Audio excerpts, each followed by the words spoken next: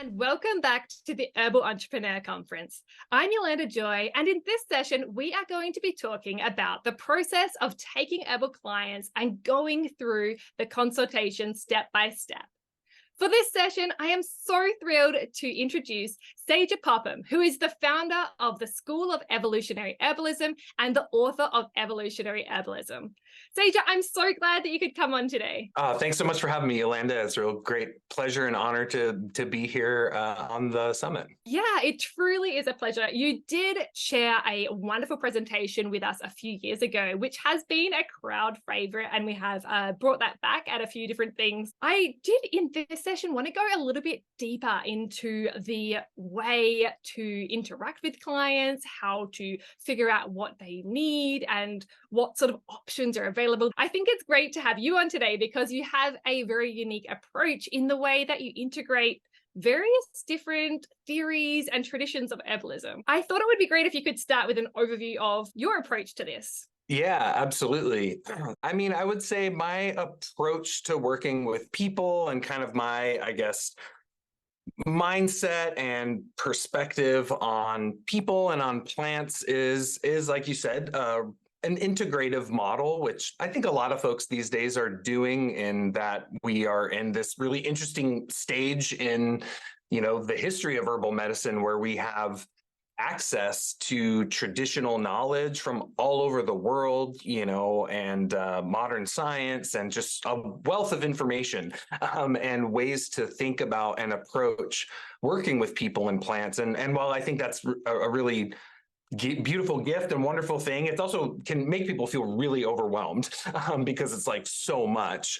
But myself, my approach, I really strive to be holistic. And what does that mean? Like everyone says that. Well, to me, that means, really working with the person to assess the needs of their physical body, to assess the needs of their psychological and emotional being, and at the same time also addressing the spiritual side of that person's life, which I think is an important factor to consider when we're thinking about our overarching health.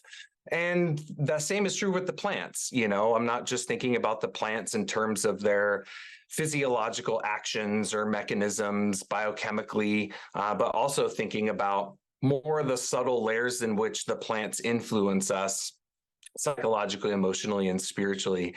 And so the way that kind of has come together for me in the way I approach working with the person and kind of, I guess, the models that I work with, it's kind of this synergistic approach that is really based on the Western alchemical tradition that is, steeped in Hermetic philosophy, that is a branch of alchemy we refer to as spagyrics that really goes into a lot of herbal pharmacy, but it also is an overarching philosophical approach to life and to the way we see the world around us, and in the context of herbalism, how we work with people and plants.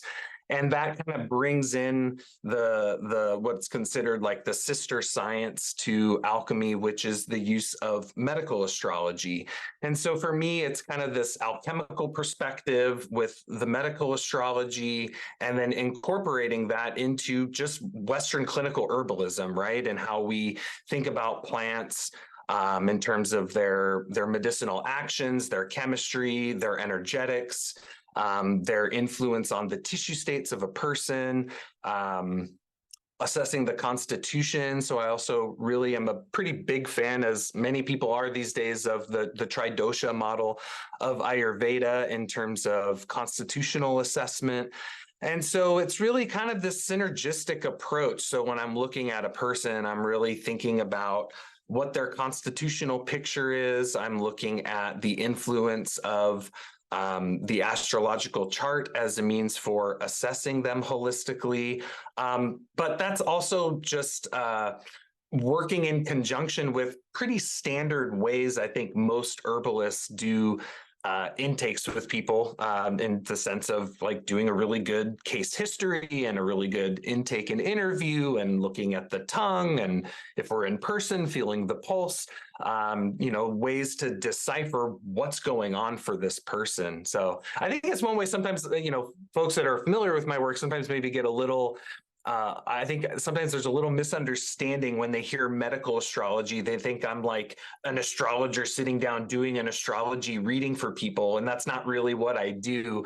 The astrological chart is just another tool in the toolbox for being able to holistically evaluate what's going on for someone. And one of the reasons I like that is because as a lot of people are aware with astrology, it gives us insights into the psychological and emotional disposition of a person. It gives us an understanding of kind of what the big thematic elements are in their life, what types of life lessons we're here to learn in order to further in our growth and development. But what a lot of folks don't realize is that there's also a very physiological aspect of that astrological chart that represents the body. It represents disease predispositions. We can find the Constitution in there. But it's all united. So it's like one system and approach that allows us to see the relationship between what's going on inside of our bodies, our strengths and our weaknesses, our predispositions, and how that's directly related to our psychological and emotional processes, and how that all is related to, the life lessons that we're kind of here in this life to learn, which is what I think of as kind of the spiritual side of things. So that's just kind of a quick high level overview of kind of the way that I work in general. I think that's a great place to get started. Also, just to understand all of those different factors. And I think it is wonderful that you are trying to take into account all of those different areas, because it's life that we're in. It's not necessarily black and white, or it's definitely not. And just kind of accepting that and taking that in the way that you practice, I think is going to reflect in those client outcomes in the end as well, which is wonderful. I think the next part I would like to get into is a little bit about like when someone comes into your clinic, that first kind of evaluation phase. It can be a little bit, as for myself, for example, a not practicing clinical herbalist yet, I feel like there are too many things to consider in one person, and I don't really know what to start with or what to think about or what to look for. Would you be able to take me or give me some pointers into what things are the most important, or what things in particular you look at when there is someone new in your clinical practice? Yeah, it's a really, really good question. And it's an important question because people are complicated, right? Like we are complex beings. Our bodies are incredibly complex, and a lot of the health problems that people face can sometimes be really complicated and really involved, and that can lead to a lot of overwhelm, I think, for people, especially just getting started. But even really experienced practitioners still get people that come to them that's like, whoa, this is complicated, this is a little overwhelming. So I think for people that are new, like, it's really good to know that, like, even really advanced people that are doing this a long time still get hit with really tough cases, really complicated cases, and they sometimes take time to kind of unravel and figure out what's going on. So for me, what it generally looks like is, first and foremost, is a very clear intake procedure, right? To get as much information about that person as possible. Like, I really want to get, on the one hand, a good high-level overview of kind of their life and their health history and where they come from and what's been going on in their family history and things like that. And at the same time, very detailed analysis of what their primary issues are that they're struggling with. And so in terms of like what to focus on, it's really guided in a sense by the client. For me, like, the first question is like, why are you here? Like, what is, your quote unquote primary complaint? What are the main things that you want to be addressing in our time together? And that's usually a time for the person to just kind of list out what their main health concerns are. Typically during that phase of the interview, I'm just listening, right? I'm not digging in. I'm not asking clarifying questions. I'm just allowing the person to speak and just kind of letting them give me a sense for what it is that they're struggling with. And then typically I'm kind of listing those things out of what are the main complaints that they're struggling with. And as soon as they're done with that process, typically what I'll do is kind of go into each one of those and open them up. Like I want to get a lot more detail and specificity about what their kind of experience of that problem is. And, I do that through a framework that I had learned that's a pretty common framework. I think it's one that's actually used pretty commonly in the kind of more typical medical world, which is an acronym called OPQRST. And OPQRST stands for onset for O. P is palliate or provoke.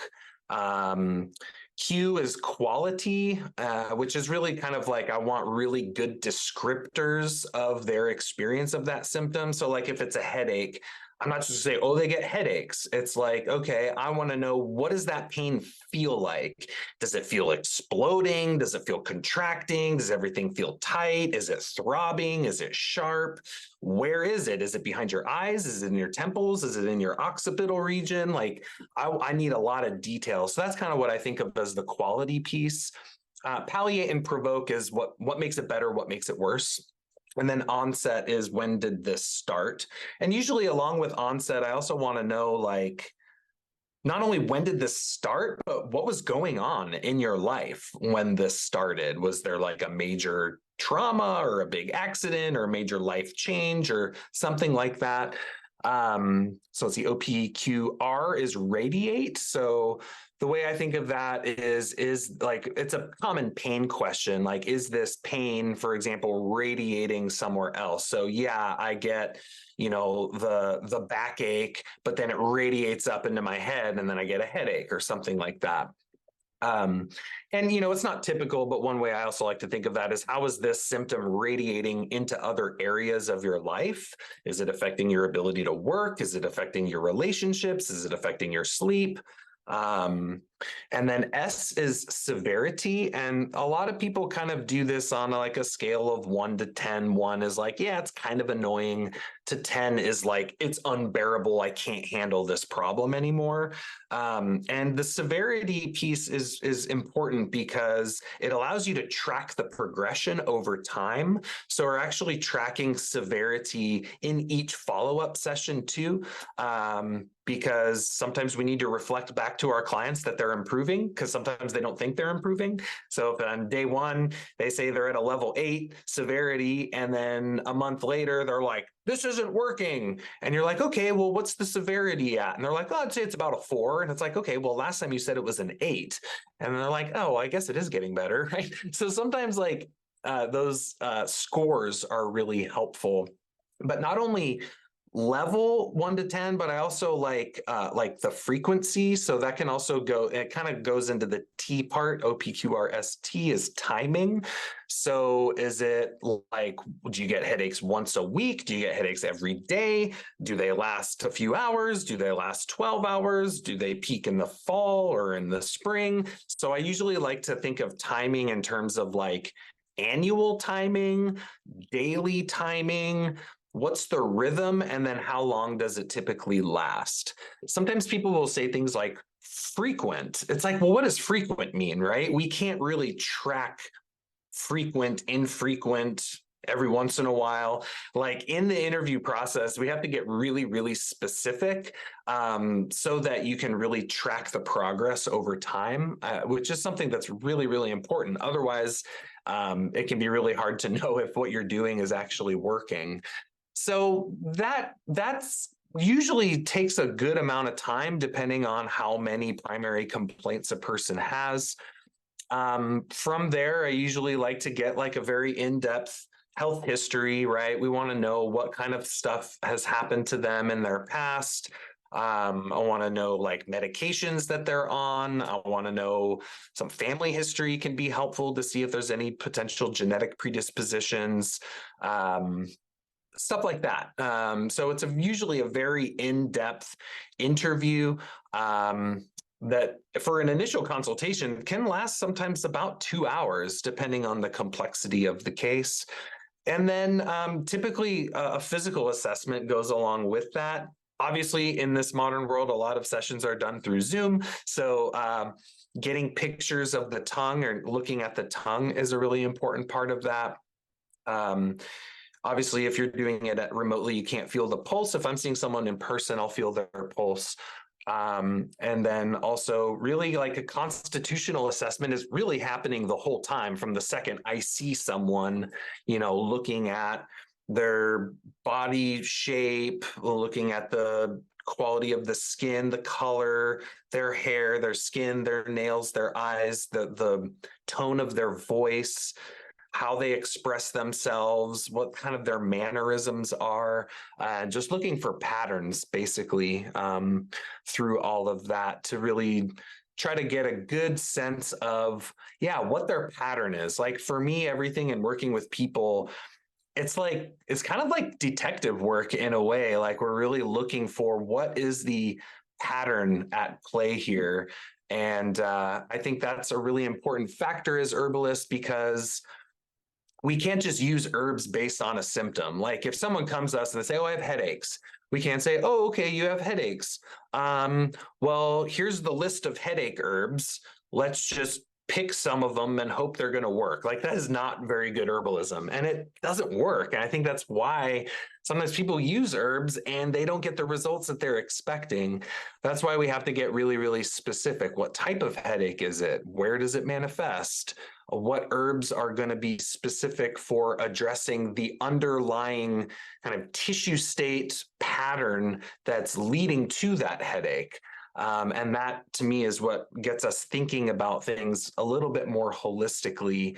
Because I love what David Winston always says, which is that as herbalists, we don't treat disease, we treat people, right? We give herbs to human beings that have problems, that have issues. And we want to always make sure that we're addressing the person in front of us and not just giving herbs for a symptom or for a disease. Because like I said, that more often than not doesn't really work very well. So yeah. You obviously, it comes naturally to you because you've been doing this for a long time, and like you can go through the acronym, the OPQRST, like in your mind without really thinking about it. But someone who doesn't kind of internalize that yet, it can be like, "Oh, I'm going to miss something," or "What questions am I going to come up with?" And even understanding, like, does this information come out kind of naturally? Are you just kind of putting the pieces together as it comes out in conversation? Or do you give them like a questionnaire to do before they come into you? Or is it like you ask them questions? Like, how does it actually work to get that information that you need in a practical way? Yeah, great question. Yeah, the intake form thing's an interesting one. I've really gone back and forth about intake forms over the years. When I first started, I had this just ridiculous intake form that was so big and, it was too much. And then I got really overwhelmed by them. And I just realized I just want to talk to the person to get this information. So I ended up throwing out the whole intake form thing and then just engaged in conversations. And then I realized, well, there's some stuff that actually could be a little bit more, I don't know, time efficient if they filled some of that stuff out on their own. So I've actually kind of been rethinking how I'm going to go about it in the future, and probably finding a good middle ground. But yeah, I mean, for me, it's I personally, I really thrive on having frameworks and structures to work with. It keeps my mind focused on the information that I really need to get. But yet I also, am feel like I'm a very intuitive person, and I really like to kind of follow follow the thread of where things are going. But I also need things to keep me on track. So for me, I really thrive on that structure of, like I said, like beginning with getting the list of primary complaints. And then from there, like noting one primary complaint and then going through OPQRST with it. And I basically, when I first started, I had a little note that just had my intake framework right there that I would just reference. And, so yeah, I would be like, okay, headaches, okay, onset. And I would just start asking questions. Well, when did you start experiencing headaches? And then they talk for a while. And it's like, oh, well, what was going on during that time? And then they talk for a while. And then, okay, well, what makes your headaches worse? Like, have you noticed that, like, does ice make it feel better? Does heat make it feel better or worse? Does taking an aspirin make it feel better? Do you want to be in a cold room or a dark room? Like, what are the things that make it feel better? So it's not just like what palliates it, right? It's like more conversational. And sometimes people need help to kind of figure those things out. They're like, what makes it better? I don't know. And it's like, well, when you have a headache, do you want to push on it like this? Or do you like not want to touch it at all? And they're like, oh, I definitely want to push on it. That's really valuable information. So that's typically kind of how it goes. Like I kind of have that structure in place, and then I'm just taking notes on it and really getting particular about writing down the relevant information. And I think that's a big thing that can be challenging at first, is you kind of want to write down everything they're saying, right? There's two problems with that. One, now you're writing down too much and you're not focused on the person. Second, you end up writing down a whole bunch of stuff that is completely unnecessary, not needed, not relevant to the case. There's lots of different types of clients out there. There's very succinct, direct, to the point clients, and there's clients that will go on and on and on and on and on and on and on about a lot of things that maybe are kind of distractions. And so I think it's really important or like I said, it's like detective work. Like you have to be able to filter out what is important information to understanding what's going on for this person and what's the dross. That's, obviously it's important to the person because they're mentioning it, but as the practitioner, sometimes they'll share things that really aren't important or relevant for you to really be able to figure out what's going on for them, which then leads to B, you being able to select the remedies that will, produce the result that you're looking for. That actually really helped me to understand better how to use the OPQRST framework, as far as I can see that rather than it being like a set of questions, it's more like a reminder that you can glance at, that it's almost like your notes if you're doing public speaking or something like that, that you don't have that blank. You've just got, oh yeah, I've got that next to talk about. And it guides it through and makes sure you don't forget anything. So it takes the pressure off of you as a practitioner and you get the information that you need. Exactly. Yeah. I mean, and that was what I didn't have when I first started seeing clients, and my consultations were all over the place. Like I didn't have a structure for it. And there would be so many moments where I would like kind of internally freak out a little bit of like, I don't know what to ask them next. Or they'd be talking. And I'm like, I don't know what's important here. It was really hard for me to know. And then when I learned this, it was like, like just a little map, a little structure, a little framework that, yeah, when someone does kind of veer way over here, I know how to bring things back on track and to refocus so I can make sure I get what I need. Yeah. Absolutely. And that is a skill in itself as well. Like I actually studied pharmacy at university, and we spent hours doing like fake client interactions where we had like little cases and we had to practice that we were asking all the right questions. And then when we had our exams, we had to like do oral exams where we would ask the right questions. And there was like a kind of a list of questions that if we didn't ask any of those questions, we would get marks off of our score because they're important questions to ask. And you have to kind of have an idea of that. But it is a skill to actually practice those questions and the way of getting the information that you need in a way that is natural for the client as well. Like it's that balancing it out. Absolutely. I mean, this is one of those things where the only way to learn how to do it is to do it. It's like this is not something that you can, yeah, you can learn some fundamentals from a class or a workshop or, obviously shadowing and mentoring people is really, really helpful, but it's different when you're doing it yourself. And the only way to really learn how to do it is to do it. And yeah, you're totally right. There is an aspect of how to socialize with other people in a way. It's like obviously you're not socializing, but you know what I mean? Like human to human interactions. And when you're working with clients, you see a real big spectrum of humans, and each one kind of sometimes you have to approach a little bit differently in how you talk to them and how you question them and how you relate to them so that they feel comfortable, so that they feel safe, so that they'll open up and share with you what you need to know. And so that ultimately I always say, you want your clients to know you, like you, and trust you, right? And I think a lot of kind of the invisible part of working with clients is striving to build that up, especially the trust piece. Like you want your clients to trust you. You want them to feel that you care for them. And I make that really intentional with every single person I work with.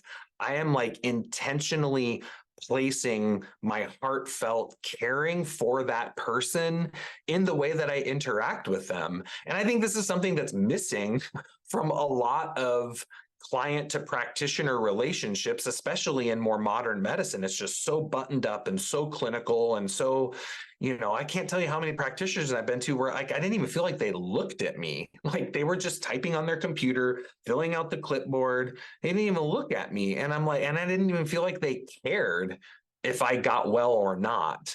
And that always left me feeling like, God, it just doesn't feel good. Like when you got to put yourself in the client's shoes that, okay, they're in their life, they're living their life, they've got this little health thing, but it's kind of nagging, but it's not that big of a deal. And they keep going and they keep going and it's still there. And it's like, and it builds up to a point where they reach a point where they say, I can't take this anymore. I can't deal with these headaches anymore. I can't deal with this digestive problem anymore. I need to go find someone to get some help. And they're struggling, they're suffering. They want to feel like, at the very least, that you care about them and that you want them to get well. And then, second to that, they also want to trust that you're competent to be able to help them. And I think that's a big part of working with people is you have to have the competence. So you have to like know what you're doing, right? And second of all, I think there's a confidence piece that's really important, that your clients want to feel confident in you. And one of the ways that they're going to feel confident in you is that if you feel confident in yourself. That I think it's not really a place for like timidity and things like that. I think it's like we have to be feeling strong and confident in ourselves when we're working with someone, because I think that's one way that we start to build up that trust factor between practitioner and client that, in my opinion, is really, really important. Because if they don't trust you, they're not gonna open up. They might hold something back. They may not come back for follow-ups and things like that. Right. So I think these are some other really important aspects of working with people that maybe isn't always talked about. Right. A lot of it's always, how to figure out what's wrong with them and how to figure out what remedies to give them. But it's like, well, let's not forget that this person's suffering and they're a human being and they want to feel like you care about them. Yeah, people feel that lack when they don't receive that kind of care, and it makes a difference. Like that is part of their healing journey as well, or they're not healing. A lot of these people have been seeing many practitioners and have like a series of people that they feel like haven't cared about their results or just haven't met solutions, and they come as like oh, please help me. They're at their last resort. They just need a solution. Yeah. And they sometimes just do need to feel like they have the support, that someone has their back and that they're going to carry it through. Are there particular things that you do to help people feel like they can trust you? Well, obviously the best way to do that is to get some results, right? So to do a good intake, select the right remedies, and get them feeling better, right? Obviously, I think is the best way to get trust instilled between client and practitioner. I think a big part of it is that caring. Yeah, is that caring and being compassionate with your clients. And, it's like if they share something really deep and really traumatic that's happened to them in their past or something, you don't want to be like, oh, okay. So then do. It's like, take a minute and be like, wow, like, I'm really sorry to hear that happened. Like that had to have been really, really challenging. And but you made it through the other side. And, like there's an aspect for me, like working with people, there's an aspect of, yes, it's consultation, but sometimes it's also like coaching and emotional support. And yeah, to me, just like those extensions of empathy and compassion, I think go, at least in my experience in working with people, they go a really, really long way. And I think that's like a big piece of feedback I've gotten over the years is they're like, man, I feel like you care about me, which I've never felt before. And I think that is the big part of helping them feel that trust. But also getting them feeling better, getting some of their primary complaints again resolved. This is why, for me, sometimes having the client prioritize what their big things are, especially if someone comes and they've got like 15 primary complaints, it's like, okay, this is a lot. What are the top 3 to 5 things that you really want to try to work on resolving right now? Sometimes that can be really helpful. And sometimes they'll just simplify it and be like, I just want to get a good night's sleep. If I could get a good night's sleep, I would feel so much better. It's like, let's start there, and then, give them a couple weeks and you do a follow-up. If they're sleeping better, like a whole bunch of stuff is going to improve. Like they're just going to feel better in general, right? As anyone that's ever suffered from insomnia or, had an extensive sleep debt knows, you just start to feel better. And I think if you can get someone to start to feel better, raise their vitality a little bit, not overwhelm them too much. These are all ways that we can, for me, I kind of have this, it's a little cheesy, but it's like, I think of sometimes of like, what's like a quick win that this person can get? Like what's an easy, simple change or thing that they can do that's going to help them feel better as quickly as possible? Like, what is that thing? And I like to think about that because it helps them. And I think for me, the big one too is when, like, for me, the sign of success is when a client says, I did it, right? When they say, I did it, not, you did it for me, right? Or thank you for I want them to feel empowered that they made a change in their life that improved their health. And that to me is like, now they're more empowered. So I really want them to be able to kind of like claim the victory of starting to feel better. And I think that's a big part of that too. Yeah, I think that makes a lot of sense. And it does bring me to the next topic, which is like how to get the results. So once you have got that person in front of you and you have a bit of an idea, or like you might, what their primary complaint is, what that thing that is going to make them feel better is, how do you work out what to do next, or what sort of recommendation to give so that they can reach their ideal outcomes? What are those like factors that you can consider? Well, first off, I always like to consider what I refer to as the roots of our health. And to me, I think of it in terms of the elements. So, because I'm a big fan of like just the elemental pattern. So, with the earth element, we have to look at people's diet. You have to look at people's food. Water element is their hydration of waters and oil. So what's their oil consumption? Of course, that kind of is a part of diet, obviously. Air element, I want to know about their sleep, the quality of their sleep, how much sleep they get, but most importantly, do they wake up feeling rested, or do they wake up tired basically every day? And also their psychological health. And then fire element, I want to know about. A lot of people say the word exercise. I like to just think of it as movement. What is this person's relationship to movement? A lot of people these days have a pretty sessile lifestyle. So I always think of those. I always like to try to address those when they're relevant, and they pretty much always are. From there, it gets into, okay, so you do the intake, right? You have all of this information, you have all of these notes. So for me, there's kind of this translation process between the intake to the recommendation and the protocol. And for me, I have kind of a specific process that I do for that. For some people, it might be a little too kind of involved. And I think the more advanced you get as an herbalist, this part probably happens a little bit more automatically. But what I like to think of is, first off, we need to make our assessment, right, of what's going, like, we need to have a theory of what's going on here. And, you know, as I said earlier, it has to be more than like they have headaches. It has to be like they have headaches because of vascular tension and too much heat rising up through their system. Okay, so then we have our assessment of what the underlying what I like to think of as like tissue state pattern is behind the symptom. Some people use, you know, the doshas of Ayurveda to do this. Some people use TCM organ system patterns, like, oh, it's a liver fire rising headache, or, you know, they have spleen chi stagnation or whatever.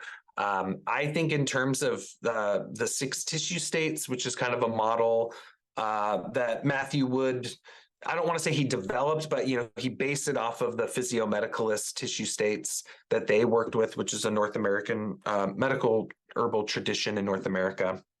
Right. So we need to make an assessment. From there, I think in terms, I start translating that in terms of, okay, if this is the underlying pattern, what organ affinities do I need my plants to affect? Okay, so like in the headache example, okay, we need them to affect the vasculature, the nervous system, and the liver. Okay, so we know where our herbs need to go. Now we think of, okay, well, what type of action do we want the herbs to have there? Okay, well, we want sedative, like a nervine sedative. We want some vascular antispasmodics, and we want herbs that will help to cool down heat in the liver. And then I start thinking of, okay, then what are the net energetics I want my formula to have? Okay, this person's hot and they're tense and they're dry. Okay, well, I need my formula to be net cooling, net moistening, and net relaxant. So what that does is that just gives me a sense of like, okay, here's where in the body my herbs need to go. Here's what they need to do in the body. And here's the overarching energetic quality that that formula needs to have. With that, I then take that into, okay, well, what remedies, maybe there's 1 or 2 remedies that do a whole bunch of those things. And so then I just start kind of brainstorming what herbs I think really match the pattern in the person. So that's the thinking for me, is like matching. We want to get a sense for the pattern in the person, and then we want to find plants that also match that pattern, that are, in this sense, antithetical to that pattern, meaning they're opposite. You know, if they're hot, we want to cool them down. If they're dry, we want to moisten them. If they're tense, we want to relax them. So from there, I'll work on building a formula off of that. Typically during that time is when I'm also referencing their astrological chart. So again, just like how we use pulse assessment or tongue assessment to further clarify and refine our understanding of what's going on in the body, the medical astrological chart is just another one of those tools. So I will reference that to help me get a sense for, you know, what planetary qualities, what sign archetypes might be underlying the challenges that they're facing in their body, what trigger points might be happening in the current kind of astrological weather, so to speak, and then thinking through the herbs in order to kind of balance that that part out. So it's just another perspective for me to get a sense for what's going on. And I personally find it really helpful, especially when I'm a little like, like what is going on here? The chart I find typically gives me a lot of clarity on what's up with the person and how we can best kind of select remedies to match that to them. So then with that, then we've got a sense of the herbs, kind of work the formula around, think through the percentages of each herb in that formula. And then I usually kind of will, with each herb, kind of list out, okay, this herb is a vascular relaxant and it's cold. This plant is a nervine sedative and it's cooling. This herb influences the liver and it's moistening. So I kind of will list out just some of the basic properties of those herbs, and just making sure that they're matching what I'm noticing in the person. And then from there, assemble the formula, determine the dosage, and typically, depending, as far as when to follow up, it's a question I get all the time.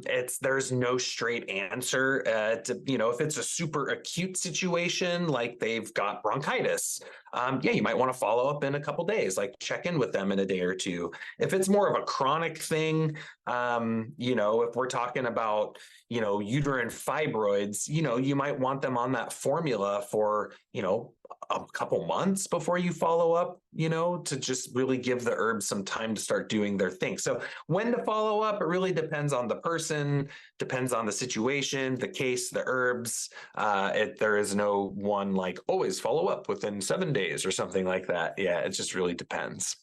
I can see that is a unique thing, and it would depend on the individual person and the case there. I was thinking as you were going through that response that, like, I'm not sure how it works on a practical sense in terms of it takes a bit of time to figure out what each of the herbs do and what percentages to include. And so do you typically end the initial consultation and then go and figure out what you want to give them and then come back to them with a formula? And how do you present that to the client so that they understand what's going on? Yeah, really good question. Yeah, so typically, I'm not all that stuff I just explained is done outside of the consultation. The consultation process, I'm just getting all of the information that I need. When the session's done, I just say, okay, blah blah blah. Thank you very much. I'm gonna get some herbs together for you, make some recommendations, and we'll be in touch, typically in a couple days. Usually I sometimes like to kind of marinate on it for a little bit. Sometimes I like to sleep on it. Yeah. So typically I'll give it a day or so. And then I usually create kind of block time case review. So for example, if I'm seeing a handful of clients in a day, usually I'll set aside time to review each of those cases and to work on the formulas. And I think this process, again, goes much more quickly the more experience you have, right? I mean, I'm sure people that have doing this, 30 years, 40 years or whatever, they could probably knock their stuff out pretty quick because they've done it a lot, right? And they're just good at it. I usually like to set aside a little bit of time to just marinate on it and to think about it, especially if a case is really complicated, or if it's maybe a little bit more of a fringy condition, because we all sometimes get someone come to us that's like, I have this diagnosis, and it's internally you're like, wow, I've never heard of that before. I don't know what that condition is that your doctor diagnosed you with. Right. So I think it's important to, in those situations, have some time to bust out pathology books, study up. This is a time where you as an herbalist are educating yourself about a new condition that you don't know about and getting a sense for, again, just what's going on for them. So typically different herbalists do this differently. I usually will, take the time, figure out the formula, put the formula together, because I have my own dispensary. So then I have 150 herb dispensary. So I compound all the formulas myself and then ship them out from there. And then typically I'll just provide them kind of like a case synopsis or just like my recommendations and protocol. So it'll usually say, okay, here's your formula, take it this many times a day at this dosage. Here are maybe some dietary recommendations. Here's some lifestyle recommendations. And let's schedule a follow-up in whenever I want to see them again. So that's typically how that works. And as I go forward, I actually apprenticed with a naturopath a long time ago, back when I was studying at Bastyr University. And she was like a super big fan of handouts. And I really like how she did that because now obviously she's a doctor, so she could present people with information that, as for me as an herbalist that's not a certified medical practitioner in the United States, I have to be a little more careful about what type of information I share. But I guess the advice I would give to people is if you notice yourself writing the same things over and over and over and over and over again for client after client after client after client, make it into a handout, right? Like I found, I put people through elimination diets a lot. I found myself explaining the elimination diet in like so many emails. I was like, this is ridiculous. So I took the time, I made it into a really nice handout. And then I would just provide that handout like as an attachment to the email. So I'm always kind of trying to think of ways, because I'm a pretty busy guy. So I'm always trying to think of ways I can be a little bit more time efficient with things. So handouts, that's a really great suggestion I have for people that can educate people, because I think it's really important to educate as herbalists. And also to just, provide them with good, valuable information that can help them. I think that's a great tip because basically across the board, anything to do with herbal entrepreneurship, if you find yourself doing anything over and over and over again, figure out how you can systematize it. If you can make it into a handout, do it. If you can create a system and hand it off to someone else, do it. It's like, anything that you can systematize, that is, I think, the way to go when we have so many things going on and we want to be in our zone of doing what we like, which is not usually explaining the same thing over and over again. So, absolutely. Yeah. I also wanted to ask a little bit how you position your consultations, because you obviously have that intake and they go home and that's kind of a thing, and then they also get this formula sent to them in the mail that allows them to take it as requested. Do you charge for those separately? Is it like a whole package? Are the herbal formulas different prices depending on what herbs are inside them? Like, are they two separate things? Is it kind of like going to the doctor and the pharmacist and you pay for each one separately? Or is it all together? How does that work? Yeah, well, the way I've been doing it, and it's kind of, it's changed over the years. The way that I've been doing it is that for the initial consultation, the initial consultation is just a set price. Then that includes the first formula. So I kind of packaged it together, I guess. It just felt weird for me to be like, okay, here's a bill for the consultation, and then here's a bill for the formula. I would just kind of put it all together. And typically, and again, depending on the person, on the case and the situation, et cetera, typically I'll give people like a 2-ounce bottle of formula. Typically, it really depends, but usually it'll be at about 60 mils, 2-ounce bottle for them to start with. And that's included in the price of the initial consultation. And then after that, follow-ups, there's just like an hourly rate for the follow-up. And then a set price for reformulations, depending on how much they want. So typically, I mean, a 1-ounce bottle, I think is kind of, unless it's for a super acute situation, the minimum is usually a 2-ounce bottle, or a 4-ounce or an 8-ounce is usually what I'll send people. And then, and I kind of have those priced out, just a set base price, for 2-ounce formula, it's this, 4-ounce formula, it's this, 8-ounce formula, it's this, regardless of what herbs are in that formula, just to keep it simple, I guess. And then, one thing I started doing too is that because I think one thing that a lot of herbalists have a hard time doing, like you were saying, is like we want to do what we're good at. We want to spend our time. Like, how do we want to spend our time? It's not scheduling, right? We don't want to end up turning into like an office manager.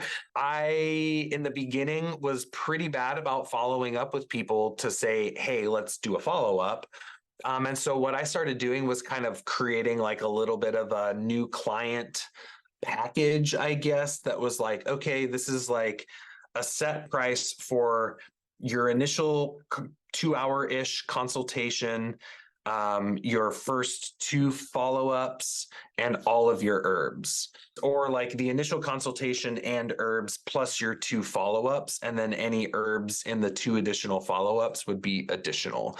And that was a good way to go about it because people already paid for the follow-ups up front. They're going to be way more likely to reach out to you and schedule the follow-up if they've already paid for it.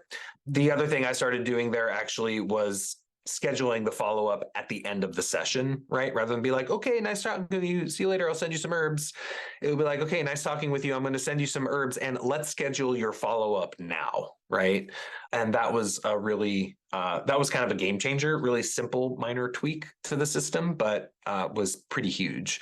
So yeah, anyways, that's kind of how I do it. I know, yeah, everyone does it a little bit differently. And I think it's all about just finding what works for you, what makes sense, what feels right, and also for what kind of clientele you have too.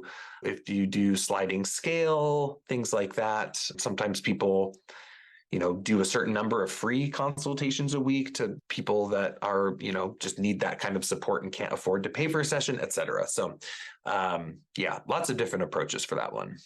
Absolutely. And it does depend on the case. I think one of the tricky things is it adds more complication if you have different prices for different formulas according to the different herbs that you use. And then sometimes the time that you spend like figuring out which one costs what, it actually ends up being more costly overall because you're just using more time to like make it more complicated for no reason. And just having a flat price that covers everything is simpler and sometimes easier. Yeah. Totally. Yeah, totally. Yeah. And the other thing that I have found to be pretty helpful is I actually recently just signed up for a place where you can create protocols for like supplements, because sometimes I want people on supplements. And that was another thing I found myself doing over and over and over again was like, oh, here's a URL for the fish oil that I like to recommend. And here's a URL for the probiotics that I recommend. And this, you can like create your own dispensary with the supplements and with the brands that you like, and just send people a link where all the products are right there that they can order. And I was like, oh, game changer. Like that saves a lot of time. So that was another thing that I found very useful, because obviously I don't stock a full set of supplements and things like that, right? That would be too much. So having systems like that in place, like a full script or something like that, is useful as well. It's just recognizing those things that reoccur, and also recognizing what your like bullhouse is, what your expertise is in. Like you don't need to stock the supplements, but you can give them a reference guide where they can go and get the same ones that you recommend. But like it's you're an herbalist, that's what you do, but it is related to the rest. And so yeah, recognizing your place amongst the entire wellness professionals. I've got one more question before we wrap up, and that is about actually getting people to follow through on your recommendations, because I know that here's like a huge disconnect when people are working with clients and actually getting them to follow up. So you did mention already, like scheduling the next follow-up appointment was like a humongous point in like that continuity of the client process. But are there particular things that you can do to get people to actually follow through when they're in their home environment? Yeah, compliance is a huge thing. Like it's tough. I mean, I admit I have a hard time being compliant with the protocols that my practitioners recommend to me, right? So it's like I totally get it. And I think I actually saw I went to a really great talk at an American Herbalist Guild symposium. I think it was last year. And I can't remember who the teacher was, but she was talking about client compliance and like the doshas of Ayurveda and like why different constitutions of people won't be compliant and what they need to be compliant, right? Like a Pitta person, they really need to understand why you're recommending what you're recommending so they can take it. Like a Vata person, you can't overwhelm them. They're already overwhelmed. Don't give them too much to do. Give them like two that are really easy to do that they can incorporate, and then give them another thing that they can incorporate, and then give them another thing. So I think like considering those types of things can be really useful of like what is the blockage to being compliant. So yeah, there's a lot that could be said about compliance. I mean, I think basically, first and foremost, like I said, I try to keep things simple for people. When I first started, I would just give people way too much. It's like, here's your tea formula, and here's your tincture formula, and here's some powders, and take all these supplements, and here's your diet changes, and I want you to change your routine, and I want you to do these exercises, and I want you to do these breathing exercises. And the people wouldn't do any of it, right? Because it was just like too much, you know? And so to me, I think we got to meet people with where they're at. And I think this is where being co-creative, like involving the client, can be really helpful. So, you know, I've even done this a couple of times where if I send someone the protocol, I'll just say, hey, you know, if you have any questions or concerns, let me know. I can take, 10 to 15 minutes and chat with you and talk it through. Or if this feels like too much, we can go back and forth and we can, work together to create something that feels manageable for you.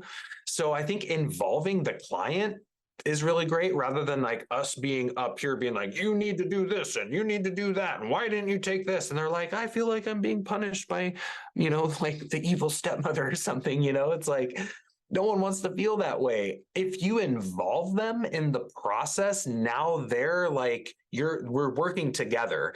And I think that is really huge for helping out with compliance. So there's that piece. So keeping it simple, involving the client. But that being said, there are times when they aren't compliant. And so that involves a conversation. It's usually in a follow-up of like, how's it going? Are you taking your herbs at this dosage, at this frequency every day? No, you're not. Okay, let's talk about it. Why? Well, I just keep forgetting to drink my afternoon tea. And then it's like, okay, well, how are you doing your tea? Well, I've got the herbs with me and I got to find hot water at work and blah, blah, blah, blah, blah. And it's like, okay, well, how about you make the whole day's worth of tea at the beginning of the day and put it in a thermos, right? So sometimes it's just like figuring out little tricks that they can do to make it more convenient. Another big one that I do is actually I have people set recurring alarms on their phone to take their herbs. So those reminders are really helpful. And, there are times where you just get people that are not compliant. And sometimes that definitely involves like a little bit more of, in my experience, sometimes I have to get a little bit, not like stern, but like I got to get real with people of like, hey, you keep coming back for follow-ups. You keep coming back with these health problems or these complaints. You're asking me for help, but you're not doing what I'm sharing with you to do. Like you're not following through with what I'm trying to do here to help you. I'm doing my best to make things easy and convenient for you. You're still not doing it. Like, what's the deal? We got to figure something out here. Otherwise, like, I don't really know how we're going to be able to work together. Like, you're not going to get better unless you do the things I'm recommending you do. And so sometimes, like, I find, it's good to uplift and encourage people and to be really like positive with people. And at the same time, sometimes I feel like there is a time to be a little more firm with people and just be like, hey, come on, let's go. Like, if you want to get well, you got to like do this. Otherwise we're all wasting our time here. Right. So sometimes I will do that with people. It's rare. Usually that will only happen if there's been like multiple follow-ups, multiple compliance conversations, multiple recommendations.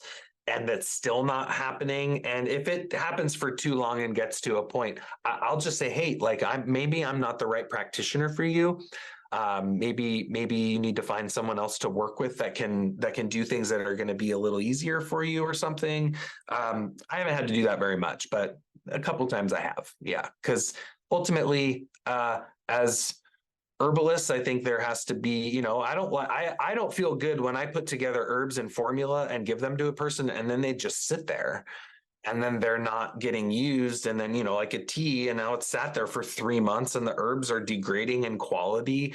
And now it's like wasted plant material. It's like, to me, that was a plant that's alive. It's a life. Like that plant could heal someone. So I get a little protective of the plants in a way. And I also, like I said, I'm a really busy person, and sometimes my patience gets a little low for people that are kind of wasting my time by constantly asking me for help and then not doing what I'm recommending that they do. So it is tricky territory to navigate. But I think the number one thing that most, especially people that are just getting started, I think the biggest mistake that's oftentimes made is they just overwhelm people. They give them too much and they get overwhelmed and then they don't do any of it. So I think simplifying things, giving them quick wins, giving them things that they can gradually, slowly, steadily start to incorporate into their life, I have found is a little bit of a better approach. I think that definitely makes sense. People just get overwhelmed when there's too much, and sometimes it just needs to be one thing at a time, more simple, and then they can actually follow through and do it, which I think most people can even relate to that on a personal level. When there's too much going on, you just go in tilt, and it just does have to be simple. To wrap up today's session, I would love it if you could summarize your kind of top 3 tips for herbalists who are looking to practice as a clinical herbalist. So what are the most important things for herbalists who are wanting to practice in this field? Yeah, that's a really great question. It's hard to narrow it down to 3, but I mean, I think number 1, is like, first of all, get good education, right? You need to study with good herbalists that also have clinical experience, that have worked with people, that know what they're talking about, to start building up your competence in herbal medicine. To me, obviously, education, I think that's number 1. Number 2 is to build confidence. I think you need to start practicing on people, right? It's really important to get experience in working with people. Like I said, the only way to really learn how to work with people is to work with people. And I think this is an area where I see a lot of people stutter on their path to becoming a practicing herbalist, is that they constantly think they need another workshop, another program, another book, another this, another that. Like they are competent enough, like they've been studying for a really long time and they really know their stuff, but it's the confidence piece that's preventing them from actually starting to do the work. So to me, the confidence thing to me is huge. And the only way to get that is to just start working with people, whether that's friends, family, coworkers, whatever. Just start. And it is going to be a little jumbled in the beginning, you'll make mistakes. Like, I think that's a big thing too, to realize, is like, you're not going to hit the nail on the head every time. You're not going to select the right remedies every time. You might aggravate someone's symptoms every once in a while on accident, right? It's like, it's not the end of the world. Everyone makes mistakes. Everyone chooses the wrong remedy. Everyone, maybe gets their assessment wrong. That's okay. And I think that is the third piece I would say, is like, be willing to make mistakes. Don't let that hold yourself back. Obviously, we don't want to make mistakes, like, for sure. Like, we don't want to hurt anyone. We want what we do to be effective and to help people. I think the big thing, though, is to learn from them. I remember Michael Tierra said one time that the herbs that you give someone and the way they respond to those herbs is actually part of your intake and assessment process. So what's that mean? Like, that to me was like, what? Like, that is gold, that If you get it wrong, if the herbs don't work, or if they aggravate a symptom, you made a wrong assumption somewhere along the line. You look at it, you look at the reaction and response to the herbs, and you adjust accordingly. You take it in as a teaching. Don't let it kind of make you beat yourself up and get down on yourself and think, oh, what am I doing? I'm not qualified or whatever. It's like everyone makes a mistake. That's okay. Obviously, you don't want to make like a big mistake and like give someone poison hemlock. Like, yeah, don't do that. Like, don't give someone, a tablespoon of poke root right out the door. Like, be careful, be competent, know what you're doing, but also know that you may not get it right every time. And that's okay, as long as you learn from it.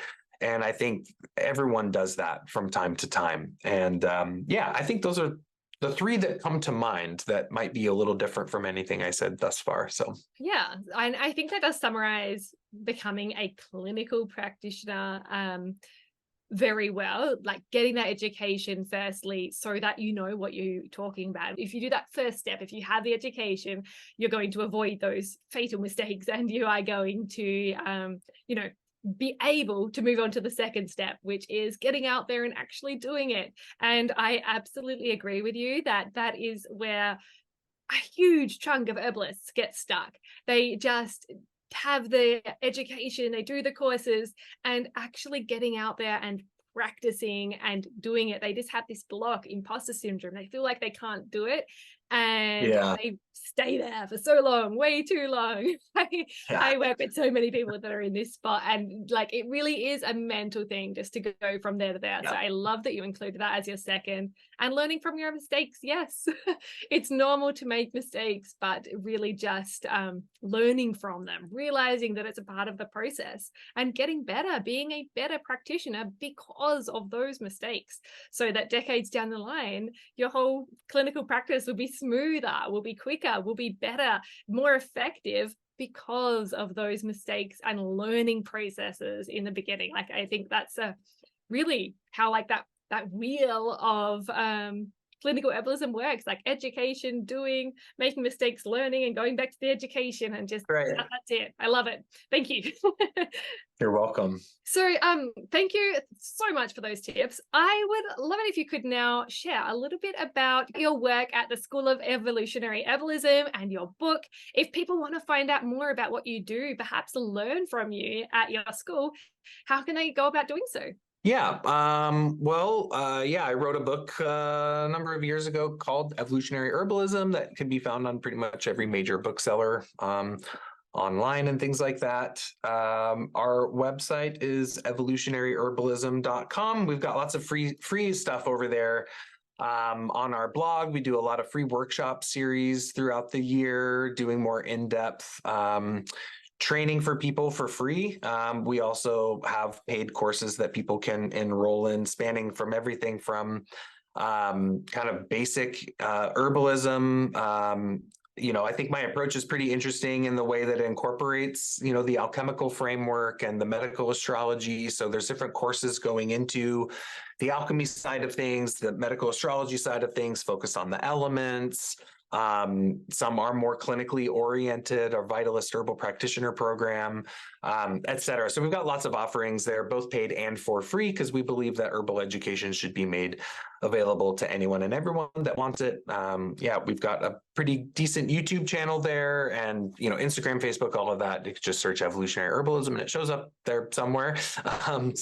We really believe in and by we, I mean like myself and my wife and our team really just believe in supporting the herbal community through good education, and at whatever scale you're at, beginner, intermediate, advanced, and really striving to just provide support to the herbal community so y'all can get out there and support your community with the healing power of the plants. And I think that is just really what is so needed during these very challenging times that we're all facing on this earth.